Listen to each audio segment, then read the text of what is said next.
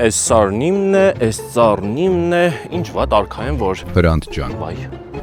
անտառի արքան ես եմ։ Անտառի արքա, 1 րոպե, Դիլիջան, գնացի։